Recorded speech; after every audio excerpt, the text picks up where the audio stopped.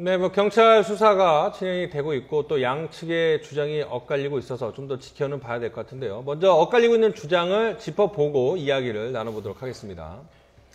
자, 목격자는요, 700만 원 이상 쇼핑한 VIP 고객이다 이렇게 항의를 했다는 거고, 엄마와 딸은 주차 요원이 허공에다가 주먹을 날려, 그러니까 자신들과 옥신각신한 이후에 그 이후에 뒤에 숨어서 허공에다 주먹을 날려서 뭐 하는 짓이냐 이렇게 항의를 했다는 거고요. 주차 요원 측은 이 자신이 억울한 면도 있었지만 다른 동료 요원들까지도 곤욕을 치를까봐 참고 이제 사과를 했다 뭐 이런 얘기입니다.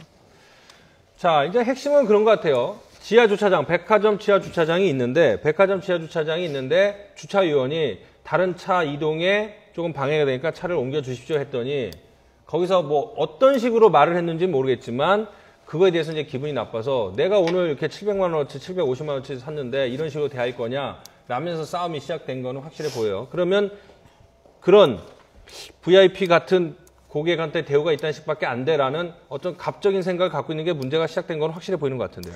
그렇죠. 그리고 뭐 또 제가 이런 말 하면은 또 네. 모든 네. 뭐 아주머니들을 네. 또 그렇게 말하는 네. 것처럼 보일까봐 걱정은 네. 되는데 이상하게 네. 그 주부분들 중에서 다른 차량의 이동에 방해가 되는 곳에 차를 주차하고도 네. 아무리 빵빵해도 비키지 않는 분들이 생각보다 좀 있어요. 제가 경험한 것만 해도 여러 번이거든요. 네. 그냥 나는 꼭 이 자리에 있어야 되니까 뭐 누구를 기다리는 건지 뭐 그 자리가 편해서 그런 건지 모르겠는데 꼭 이 자리에 있어야겠으니까 니들이 아무리 빵빵거려도 니들이 알아서 피해가고 니들이 알아서 좀 지체되는 거 감수해라 라고 되게 뻔뻔하게 앉아있는 분들이 있거든요. 근데 지금 보니까는 이 주차 요원 같은 경우는 주차 상황을 빨리 정리해야 되는 역할을 하는 아르바이트생이고 이분도 이 주차생 말에 의하면 어쨌든 그 주차돼 있으면 안 되는 곳에 주차를 해서 자꾸 이동에 방해가 되는 장소에 있었는데 좀 빼달라고 해도 안 빼놓고 가만히 있으니까 주차 요원이 뭔가를 한 것 같아요.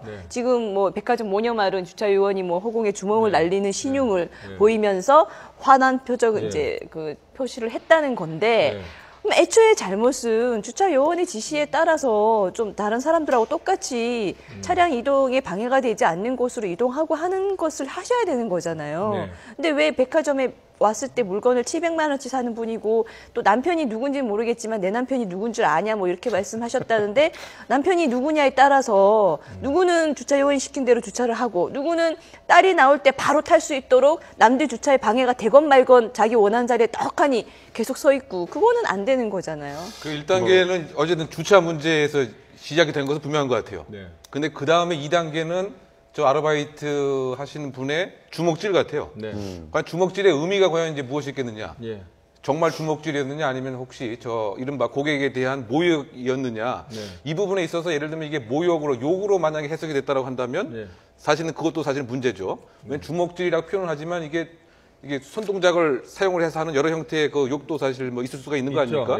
그러니까 이제 그것에 있어서 과연 이제 2단계 CCBB가 또 어떻게 돼야 되는 것인지가 이제 문제인 것 같은데 만약에 그것을 단순한 주먹질이 아니고 물론 주차 문제부터 시비가 비롯됐지만 이 상대방에 대한 그 욕이라고 또 한다고 한다면 그것도 또 다른 이제 논란이 될 것 같은데 결국 이제 이 사안 자체가 누가 이제 정말 진실을 말하는 것이냐 또 다시 이제 CCBB의 한 국면 같습니다. 아니 근데 저는 조금 그래도 이해가 되지 않는 부분들이 일단 주차 요원들이 시키면은 저 같은 경우는 굉장히 잘 따르거든요. 무서워서라도 혹시라도 차에 무슨 흠집이라도 나면은 안 되니까 이동하라면 빨리빨리 이동하고 내가 잘못 세웠다라고 생각되면은 바로바로 이동해 주는 게 이게 모두를 위한 예의라고 생각하고 그것을 위해서 주차원들이 있는 거 아닙니까? 그러니까 어떻게 보면 그 순간만큼은 공공의 이해를 위해서 봉사를 하는 그런 일종의 그 수신호를 통해서 차들을 정리해주는 입장이 있으니까 거기에 따르는 것이 옳다고 보고요. 실제로 그 교통법규상에서도 저런 상황에서는 저 사람의 수신호를 따르는 게 맞거든요. 경찰이 나오지 않을 경우에는 그 수신호를 하고 있는 사람의 그 입장들을 따라야 되는 것이고 그리고 또 두 번째로 그렇게 뒤에서 설사 내가 생각할 때 욕으로 오인되는 그러한 주먹질을 봤다 그래도 저 같으면 조용히 고객의 소리 이런 데에다가 그냥 올리고 말지 거기서 여러 사람들이 보는 앞에서 그냥 소리를 지르고 뭐 무릎을 꿇리고 이런 식의 행동을 하는 게 맞는 것인지 이 부분은 사실은 아무리 이렇게 좀 이해를 하려고 해도 좀 굉장히 언짢은 일이 있었겠구나 하고 이해를 하려고 해도 아 정말 내가 저 아르바이트생보다는 상당히 그 우위에 있는 그런 위치가 있구나. 이것을 그 어떻게 보면은 인정받으려고 하는 행위 같거든요. 네. 그러니까 저 어머니 같은 경우엔 애초에 이제 주차 요원의 말 따위는 좀 듣지 않는 고압적인 자세가 기본적으로 있었던 것 같아요. 뭐 저만 해도 우리 김성수 평론가님 말씀처럼 내가 꼭 그 자리에 주차를 좀 했으면 좋겠다 싶으면 양해를 구하는 게 그렇죠. 상식이잖아요. 아 정말 죄송한데 이동해야 되는 건 맞는데 딸이 금방 나오니까 조금만 여기 있겠다. 그렇죠. 이렇게만 얘기했으면 그 주차요원이 거기다 대고 뭐 이런 화나는 풀이를 하겠습니까? 왜냐하면 화가 안 나죠. 그렇게 말을 해주면. 예, 좀 최대한 빨리 빼주세요. 이러고 그렇죠. 이제 모든 일들이 아무렇지 않게 조용하게 평화롭게 지나갔을 텐데 떡하니 그 주차요원의 말이라고 무시한 거 아니에요. 근데 그렇게 무릎을 해도 꿇렸다는 게 저는 이해가 안 가는 게 지금 계속 제가 생각해보면서 누군가를 제가 무릎을 꿇게 해본 적이 있었던 걸 곰곰이 생각을 해봤거든요. 근데 심지어 이제 학교 다닐 때 이제 운동하는 좀 다소 남자들끼리 좀 약간 폭력적일 수도 있는 운동하는 클럽에도 있고 그랬는데도 무릎을 꿇려본 기억은 안 나요. 누가 사람이 다른 사람을 무릎을 꿇린다? 주정 관계가 아니나 있을 수가 없는 제가 일인데. 무릎을 꿇어본 적은 있는 것 같은데. 근데 그리고 또 한 가지 더 이해가 안 가는 거는 처음에 애초에 그렇게 말썽이 났던 그 친구가 처음에 주차원 한 명이 무릎을 꿇은 것도 잘 이해가 안 가는데 나머지 친구들이 왜 따라서 꿇었어야 됐는지. 그러니까 혹시 걱정되는 게 그 모녀가 거기에서 말씀하신 것처럼 뭐 이른바 갑질을 한 것도 좀 문제지만 이 혹시 젊은 이 좀 어리다고 할 수 있는 아르바이트 학생들이 벌써 사회의 어떤 갑과 을 관계에 너무나 종속적으로 익숙해져 있어서 그런 상황에서는 내가 꿇는 게 당연할 수밖에 없다. 나는 꿇을 수밖에 없는 존재다라고 하는 거를 혹시라도 그렇게 생각하고 있는 건 아니었던지 만약에 그런 상황이었으면 우리 사회에 갑과 을 관계라고 하는 게 정말 알게 모르게 그렇게 뿌리 잡혀 있고 불평등한 게 당연시되는 사회가 돼버린 건 아닌지 걱정스럽다는 그러니까 거죠. 이것이 어떻게 보면 이제 그 땅콩 회항 사건의 제 2탄과 유사한 뭐 모습을 볼 수가 있겠죠. 만약에 비유를 하게 보면 저 박 사무장이 저 아르바이트 요원이 될 테고 저 이제 모녀 자체가 조연합 부회장이 되는 그럴 수밖에 없는 그 같은 이제 모습으로 이제 봐야 되는데 이 구체적인 사건은 어쨌든 그 700만 원어치를 이제 구매를 했기 때문에 그럴 수도 있다라고 하는 어쨌든 뭐 특권 의식은 가운데 분명히 터잡고 있었던 것 같아요. 그러다 보니까 일정한 뭐 요구도 했고 700만 원의 어떤 구입을 했는데 잠시 이 주차 공간을 이렇게 활용하는 것이 뭐가 그렇게 문제가 되겠느냐. 뭐 그 같은 것이 분명히 그 있을 것 같고요.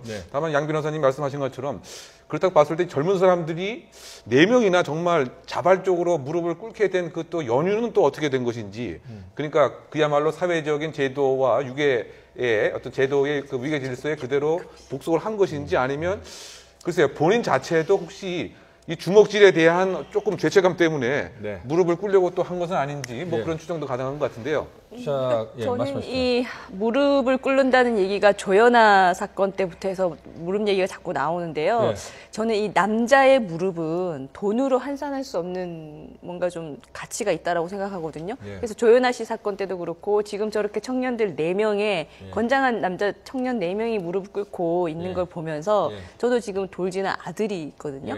아들한테 꼭 그렇게 교육을 시키고 싶어요. 무릎은 절대로 꿇지 말아라. 부인한테 죽을 짓을 했을 때 외에는 절대 꿇는 것이 아니다. 라고 좀 교육을 시켜야 저런 일을 우리 아들 뭐 나가서 당하지 않지 않을까 싶고 저 상황은 정말 조금 밝힐 필요가 있어요. 왜냐하면 누가 스스로 무릎을 꿇고 싶어 한 사람이 어디 있겠어요. 근데 저렇게 무릎을 꿇을 수밖에 없었던 이유에 대해서 저 청년들을 좀 불러서 당시 저 모녀가 했던 말, 왜 어떤 위협을 느껴서 자기한테 어떤 자기 아르바이트 일자리라든지 그런 것들이 좀 위협돼서 무릎을 꿇게 됐는지에 대해서 좀 조사를 했으면 좋겠다는 생각이 들고 또 저 당시에 대해서는 저는 하고 싶은 말이 저 아르바이트생들은 사실 위에 관리하는 자가 있을 거예요.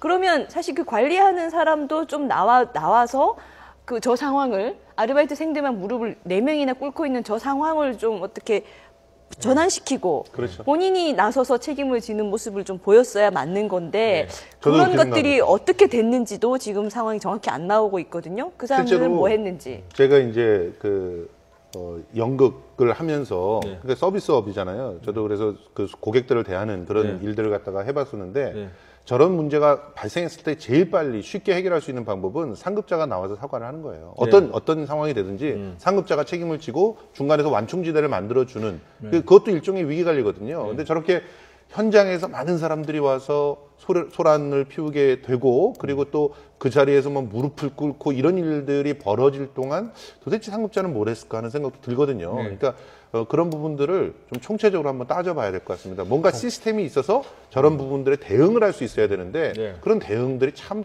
미숙했다. 그런 점들도 저 백화점 자체한테 좀 지적을 하고 싶네요.